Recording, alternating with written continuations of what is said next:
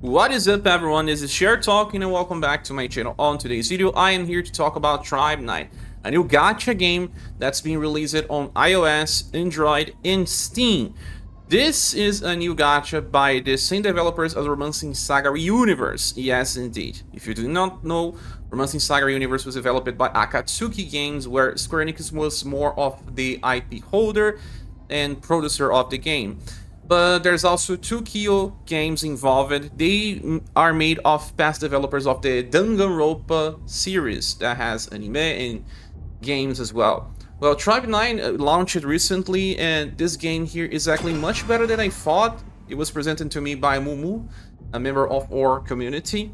And I initially didn't thought I will enjoy the game because it is action-based, and I prefer turn-based combat for gacha because of the way that you can strategize. You can take your time and decide combinations and all.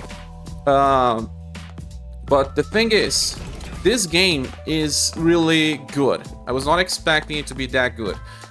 As you can see here, I have 3 characters in my party, and I am walking through a 2D environment with sprite-based art style, but the fight is actually 3D. That's right. Well, let's go here. This is kind of like a portal. You have fast travel button.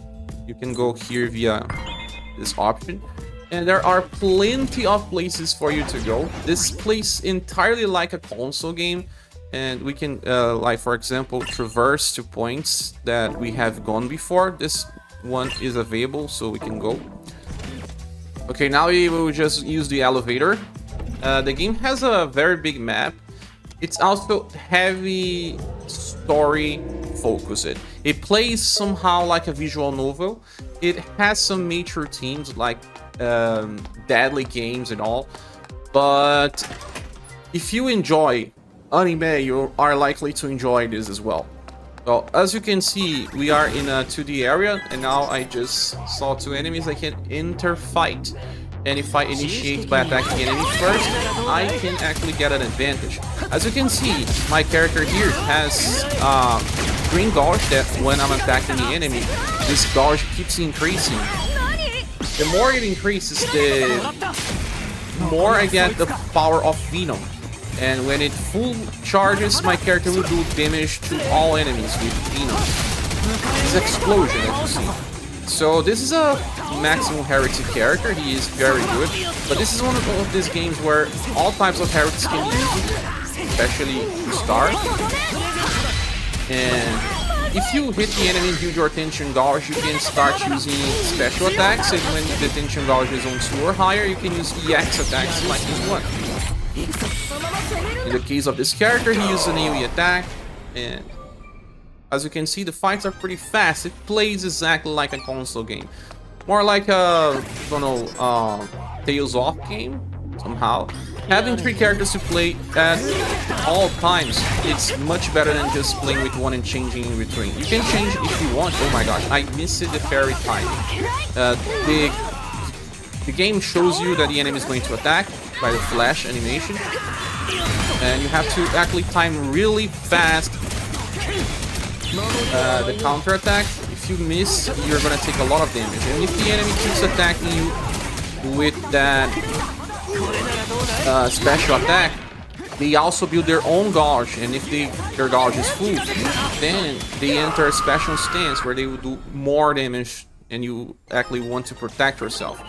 You have 3 buttons that can be used for attacks, and your characters will work differently based on their role. Like this character that I'm using in the front lines is attacker. There is a breaker, a character that also helps build gauge and disturb the enemies. And the other one is a healer, and a very good healer. The other 2 characters that I'm using are free. It's the protagonist and a character that you get on the start of the game, and it's probably the best healer in the game right now, and everyone has access to it. The game uses a dupe system. Well, you can improve some skills and status by using dupes, but yeah, I didn't like it. I don't like dupe systems, but it's not like in an action-based game you'll be losing too much by not having. If the game is not balancing around having a multi purpose character or fully maxed character at all times, you can still do it without it. Like I said, this game, whoa, see, I was bad on trying to parry because I'm talking, not focusing too much on the enemy attacks, and they are building their EX dodge, so they will, kill me. They just did. But I have this card called Ferocity that I revive once per fight. And it's a 1-star card that everyone has access to. Let's see if I can time really well the thing is, the game shows you that the enemy is going to attack, but each enemy has a different time for attack. Now I made it the right time, and by getting this opening I can use the special attacks of my characters. As soon as I build enough dodge, like 2 dodges, I can also use my ultimate attack. By building up Venom, I exploded the enemy. Well, this guy is a 3-star character, so you get a lot of things by defeating enemies. And all these bodies on the ground are from different players that died in encounters here, and you can recover your HP just by walking through them. It's amazing. Now, I want to show you some other stuff in the game, like for example, there are plenty of rewards. Like most gacha games, you can get daily rewards. There are also packs to purchase. There are not that many. The game is a little greedy right now, that I will explain what is happening. Well, as soon as the game launched, we could get a lot of different rewards based on pre-registered campaigns and all. But then the problem was the gacha system was unbearable. You can see here on details that you have 0.3% chance for a 3-star pickup and 0.3% for any other 3-star. So if you do a multi-pull, you have 6% chance total to get 1 3-star. And guaranteed after doing 8 multi-pulls will be a 50-50 chance to get the featured character or something else. That was really bad, of course, because most gacha games, even the greedier ones, now have at least 1%, and even 1% is not well accepted. Some games have 1.5, 2%, and the most generous games have around 5% and so. But the games like this that are more action-based, and you can probably win by using the right strategies and having good inputs, it means that you will not need to pull for every character. You can play the game with some 2-star characters, and the game will give you some of them. Even in the storyline, they give you guest characters to play, so you can test even the premium characters without having to pay. But anyway, no one liked this. And the developers were listening, and they will be revamping the whole system.